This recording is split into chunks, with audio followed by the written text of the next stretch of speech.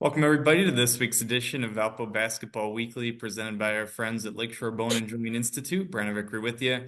Glad to be joined by the head coach of the Valpo men's basketball program, Roger Powell Jr. As we take a look back at this past week, we'll look ahead to upcoming game against Missouri State in just a few minutes.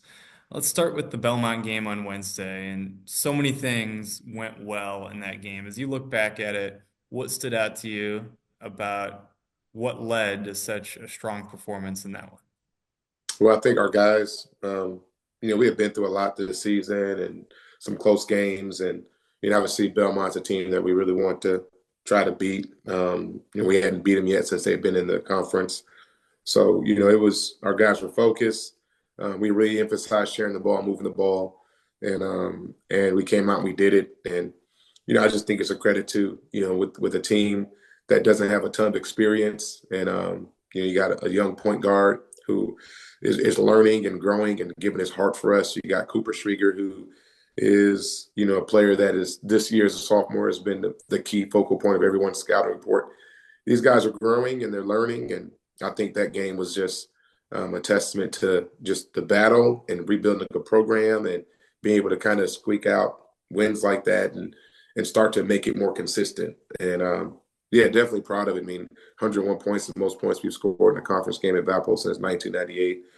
Most points we've scored in the Valley, and against one of the best teams. I mean, that was a very big win by our guys. It's been clear that Darius Diavero makes your team better, and he made a big impact in that game on Wednesday with the 9 assists and no turnovers, and his plus minus numbers in recent games have been fantastic. What makes him such a special player and such an important part of your team?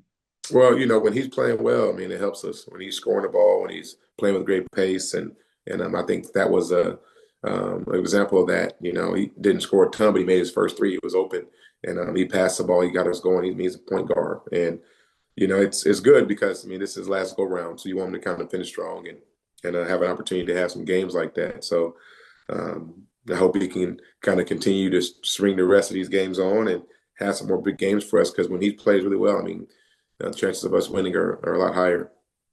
Let's talk about last night, the game at Evansville, and I don't want to lead you into getting any trouble with the league office, but I do want to ask you about standing up for your guys and how important was it to send that message that you will fight for the guys in the way the game ended with you getting ejected last night.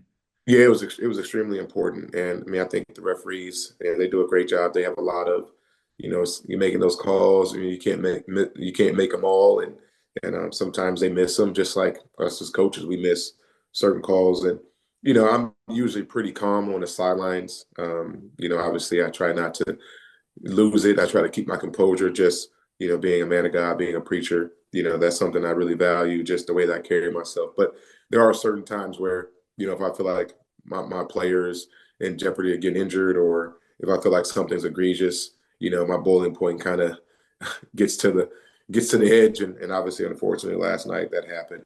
But I think when all came into the locker room afterwards, he gave me a hug and said, "Thanks, coach," and I just want my team to know that I'm gonna fight for him, and if there's anything that I deem that is not appropriate, I'm gonna go to bat. And so that's why it happened. That's why I lost my cool, and I hate that I did that. I apologize for doing that, but I don't apologize for fighting for my players. And and Cooper Schwieger gets frustrated sometimes, and you know, sometimes he feels like um, he doesn't get a lot of calls, and I told him, man, don't make excuses, just keep fighting. I'll fight for you.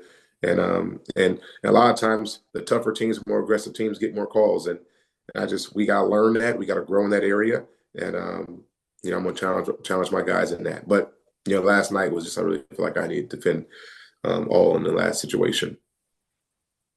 There's 4 games left in the regular season. What's your message to the team right now in terms of the opportunity that's still in front of you this year? Keep competing. We're building this program, and obviously, I think people that know basketball, people that have been with our program and seen kind of the growth from last year, and just where it was when I came in and where it is now. One of my biggest goals was to be competitive this year, and then year in 3, 4 be able to compete for a championship. And I feel like we have been competitive. Um, I wish you would have won uh, some of those games during that rough stretch, but we competed in most of them, even last night. I mean, for three-quarters of the game, and we were right there, and they kind of, you know, they finished it, and I think their size affected us. But with that being said, keep competing, keep growing, keep learning.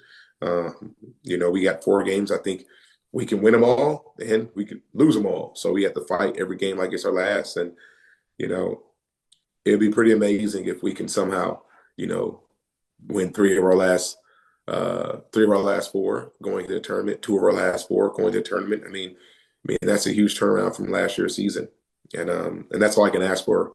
With the team that I have, let's continue to grow and continue to build and get this program back to the championship level. And I feel like we're on that trajectory, but we just have to keep fighting and finish this year strong and see what happens. Look ahead to Wednesday. It's another team that when you look at the margin from top to bottom in the league, it's not as great as the records would indicate in terms of the fact that Missouri State has had some good success in some of their recent games. What stands out to you about them? What do you have to do to come away with the win on Wednesday? Oh, we just gotta fight, man. They're going to be physical. They're playing a lot better as well as we're playing better. But they're scrappy. Condo's a great coach. Those guys are going to come in and they're going to be physical, and we just got to get back to the free throw line, like we did against Belmont. The way that we play, attacking the rim, and it really fosters a lot of fouls being called. So hopefully we can kind of get to the free throw line and play with our pace and be tough against them because they're gonna be scrappy and they're gonna fight, and that's what the Valley is. I mean, there's no easy wins. Every game is tough. It doesn't matter who you're playing, and hopefully our crowd will be into it. Hopefully our student section will be full.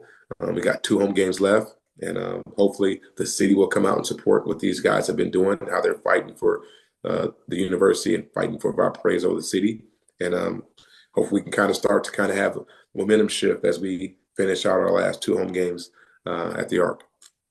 There he is, the head coach of the Valpo men's basketball program, Roger Powell Jr. As he said, the fans will play an impact. Tickets are available, tickets.valpoathletics.com. Come out and support the team on Wednesday night, a 7 p.m. tip at the Arc against Missouri State. We'll talk to you again next time on Valpo Basketball Weekly, presented by Lakeshore Bone and Joint Institute.